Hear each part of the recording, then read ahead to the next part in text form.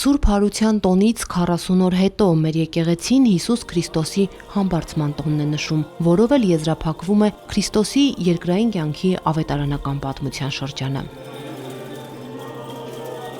Մայրաթոր Սուրբ Էջմիածնում տոնական պատարագը Տեր Հայկազուն arczepiskopos Նաջարյանը մատուցեց։ Համբարձման տոնը նշվում է Քրիստոսի հարության 40-րդ օրը, որովհետև ըստ ավետարանների հարություն առնելուց հետո Հիսուս անմիջապես երկինք չբարձրացավ, այլ հաստատեց իր հարությունը տարբեր ձևերով։ 40 օր մնաց երկրի վրա եւ բազմիցս հայտնվեց իր հետևորդներին, քաջալերեց, մխիթարեց եւ հուսադրեց նրանց, հորդորեց չտրտմել, չերկնչել, հույսով դիմակայել բոլոր փորձությունները։ Քրիստոս երևալով իր աշակերտներին, մորը յուղաբեր կանանց, խոսում էր երկնքի արքայության մասին ասելով. «Եթե ես գնամ, ձեզ համար տեղ կպատրաստեմ, դարձյալ կգամ ու ձեզ կվերցնեմ ինձ մոտ, որպեսզի ուր ես եմ, այնտեղ նաև դուք լինեք»։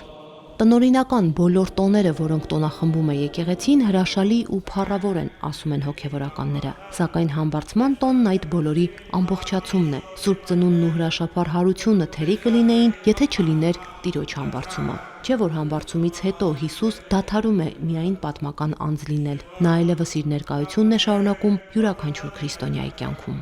Այսպիսի ավանդ, այսպիսի հարստություն ուրիշ ո՞ր մեկ ժողովրդի եւ եկեղեցի չէ դրված քրիստոնեական, որ Աստված ինք, Աստվածորդին ինք իջնի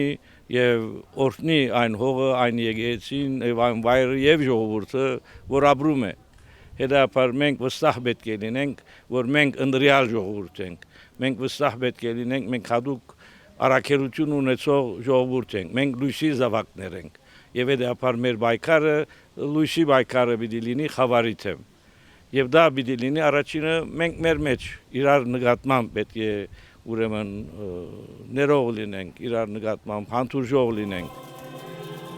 Այսօր մեր եկեղեցին նշում է նաև հայրապետական աթոռը Սսից Էջմիածին տեղափոխելու տոնը։ Պատմության թելադրանքով 484 թվականից Հայաստանի տարբեր վայրերում հանգրվանած հայրապետական աթոռը 1441 թվականին մեկընդմիշտ վերահաստատվում է Սուրբ Էջմիածնում, իր շուրջ համախմբելով ժողովրդին ու հայ ազնվականությանը։ Դա անգնահատելի դերակատարություն ունեցավ հետագայում հայոց պետության գոյության համար։ Եթե չլիներ աթոռի տեղափոխությունը, ամենայն հավանականությամբ չէր լինի նաև հայոց պետությունը։